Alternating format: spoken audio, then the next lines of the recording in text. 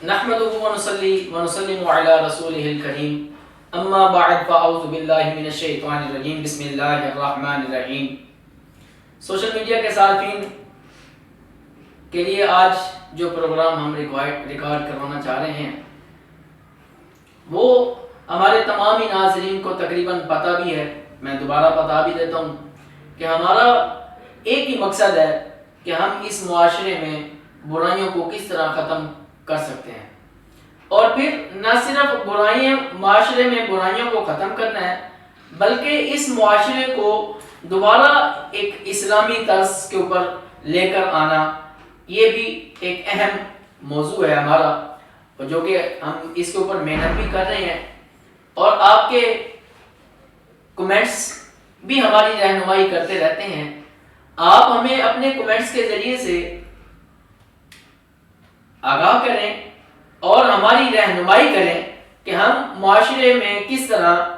برائیوں کو ختم کرنے میں اہم کردار ادا کر سکتے ہیں۔ ہم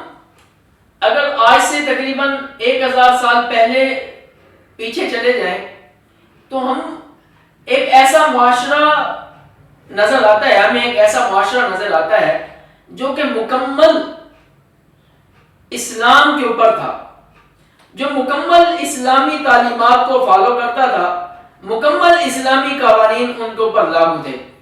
وہ ہر فرد کے اندر ہمیں یہ چیز نظر آتی تھی، وہ گویا کہ وہ ایک کوئی عام انسان ہو یا کوئی ایک عام بڑی شخصیت کے مالک ہوں، وہ بادشاہ ہوں، وہ وزیر ہوں، یا کوئی بھی کسی بھی قسم کے انسان کو اگر آپ دیکھتے ہیں تو آپ کو ان میں بھی اسلامی طرز نظر آتا تھا۔ آج ہمیں اسلامی طرز جو ہے وہ کسی کے اوپر نظر نہیں آتا ماں سوائے چند لوگوں کے، اور انہی چند لوگوں کی برکت کی وجہ سے ہی ہمارا یہ معاشرہ جو ہے یہ قائم ہے۔ اگر اللہ نہ کرے وہ بھی انسان بدل جائیں، جبکہ ایسا ممکن نہیں ہے، لیکن اگر خدا نہ خواستہ اس طرح ممکن اگر ہو جاتا ہے تو پھر ہمارا معاشرہ جو ہے مکمل تباہی کی جانب چلا جائے گا، اور اس کے لیے پھر ہم سب اس میں حصہ دار ہوں گے۔ تو ہمیں چاہیے کہ ہم وہ والے وقت جس کے ہم توقع نہیں کرنا چاہتے، وہ وقت پہلے آئے، اس سے بہتر ہے کہ ہم آج سے اپنے آپ کو سدھارنے کی کوشش کریں، اور خود بھی سدھریں اور معاشرے کو بھی سدھارنے میں اہم کردار ادا کریں۔ تو میں بات کر رہا تھا کہ اگر ہم آج سے 1000 سال پہلے چلے جائیں تو ہمیں ایسی کئی قسم کی مثالیں ملتی ہیں، جیسے کہ میں ابھی ایک مثال آپ کے سامنے شیئر کرتا ہوں کہ ایک بادشاہ گزرے ہیں، قطب الدین ایبک ان کا نام تھا۔ وہ شکار کے لیے جنگل میں گئے، جب جنگل میں گئے تو شکاری کے اوپر جب انہوں نے تیر چلایا تو وہ تیر جو ہے غلطی کے ساتھ کسی ایسے نوجوان کو جا کے لگا کہ جو کہ راہگیر تھا، ایسے مسافر تھا، جا رہا تھا، تو وہ تیر جو ہے وہ شکار کے اوپر لگنے کی بجائے اس نوجوان کے اوپر لگا، اور اس نوجوان کی اس تیر لگنے کی وجہ سے موت واقع ہو گئی، جس پر قطب الدین ایبک جو کہ بادشاہ تھے ان کو بہت رنج ہوا۔ جب رنج ہوا تو وہ بڑے غمگین ہوئے اور اس بات کی خبر لگانے کی کوشش کی، پتہ لگوایا کہ یہ نوجوان کون تھا جو کہ ہمارے تیر کی وجہ سے فوت ہو گیا ہے، اللہ کو پیارا ہو گیا ہے۔ اس بات کا ان کو بہت رنج ہوا، تو جب پتہ لگوایا وہ نوجوان جو ہے وہ قریبی کسی گاؤں کا رہنے والا تھا، اور وہ نوجوان نہ صرف قریبی گاؤں کا رہنے والا تھا بلکہ اپنے گھر کا واحد کفیل بھی تھا، یعنی اپنے گھر کا واحد کفیل اور ان کے اپنے گھر والوں کو پالنے والا وہی واحد ایک آدمی تھا جو کہ اپنے گھر والوں کی پرورش کرتا تھا۔ اب اس کی موت واقع ہو گئی تو بادشاہ جو ہے اس کی ماں کے پاس آیا اور اس کو کہا کہ میری تیر کی وجہ سے جو کہ غلطی کے ساتھ اس نوجوان کو لگا اور وہ نوجوان اللہ کو پیارا ہو گیا ہے، تو اگر آپ چاہیں تو میں آپ کا ہدیہ یا اس کا جو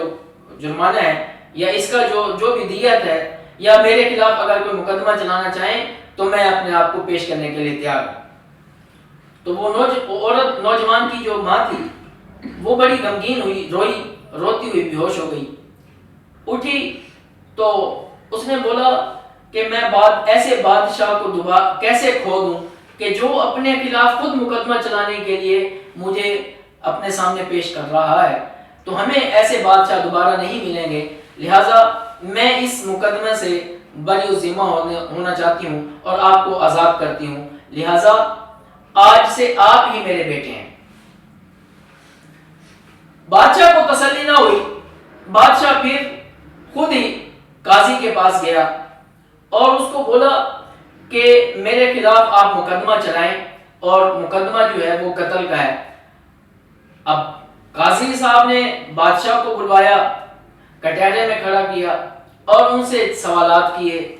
اور بوڑھیا جو کہ نوجوان کی ماں تھی ان کو بھی بلوایا۔ جب ان کو بلوایا تو بوڑھیا نے پھر وہی الفاظ ادا کیے کہ ہمیں ایسا بادشاہ دوبارہ نہیں ملے گا جو کہ اتنا نیک دل اور اتنا متقی انسان ہے،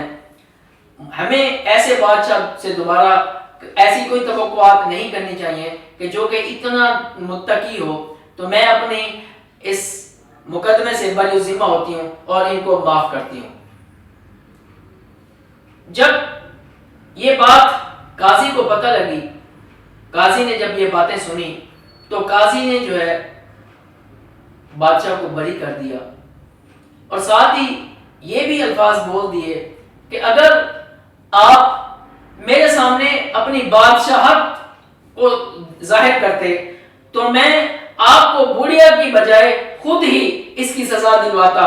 کیونکہ آپ کی غلطی یہ بننی تھی کہ آپ بادشاہت کو ظاہر کر رہے ہیں اور اس کا ناجائز فائدہ اٹھاتے ہیں۔ یہ بات کہہ کے بادشاہ کو انہوں نے بری الذمہ کر دیا اور اس مقدمے کو خارج کر دیا۔ لیکن جیسے ہی بادشاہ بری ہوا تو انہوں نے اپنے پیٹھ پیچھے جو کہ خنجر چھپایا ہوا تھا وہ نکالا اور قاضی کو دکھایا اور بولا کہ اگر تو میری بادشاہت کا ذرا بھر بھی خیال رکھتا تو میں تجھے اسی خنجر کے ساتھ قتل کر دیتا۔ تو یہ مثالیں ہمیں آج سے 1000 سال پہلے ہر فرد کے اندر نظر آتی تھیں، لیکن بدقسمتی یہ ہے کہ آج یہ مثالیں جو ہیں ہم صرف کتابوں میں پڑھتے ہیں، قصوں میں، کہانیوں میں رہ گئی ہیں۔ آج ہماری عملی زندگی میں یہ مثالیں بالکل نظر نہیں آتی، جو کہ ایک بہت بڑا سوال یا نشان بھی ہے، اور ہم گویا یوں ظاہر کرنے کی کوشش کرتے ہیں اپنے آپ کے اندر کہ ہم ایک اسلامی معاشرے میں رہتے ہیں۔ ہم اسلامی معاشرے میں تب اپنے آپ کو یہ ظاہر کرنے کے لیے یہ ظاہر تب ہی کر سکتے ہیں کہ ہم ایک اسلامی معاشرے میں رہتے ہیں، یہ تب ظاہر ہوگا جب اس کا کردار، اسلام کا کردار ہمارے سینوں میں ہوگا، اور نہ صرف ہمارے سینوں میں ہوگا بلکہ ہمارے عمل میں بھی یہ شامل ہوگا۔ جب تک ہمارا عمل اسلام کے اوپر نہیں ہوتا، ہم اسلامی معاشرے کو قائم کرنے میں اہم کردار ادا نہیں کر سکتے۔ تو لہٰذا ہمیں چاہیے کہ اگر ہم اسلامی معاشرے کو تشکیل دینا چاہتے ہیں تو ہمیں اسلام کو مکمل طور کے اوپر اپنی زندگی میں نافذ العمل کر لینا چاہیے۔ جب تک ہم اسلام کو مکمل طور پر اپنی زندگی میں نافذ العمل نہیں کرتے تو اسلامی معاشرے کی بنیاد نہیں ڈالی جا سکتی۔ اگر آپ کو ہماری یہ باتیں اچھی لگیں تو آپ ہمیں اپنے کمنٹس کے ذریعے سے آگاہ کریں۔ وآخر دعوانا ان الحمد للہ رب العالمین۔